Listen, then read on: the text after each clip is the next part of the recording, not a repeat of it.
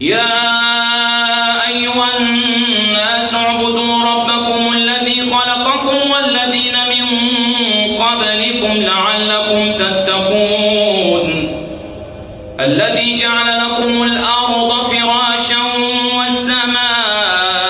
بناء وأنزل من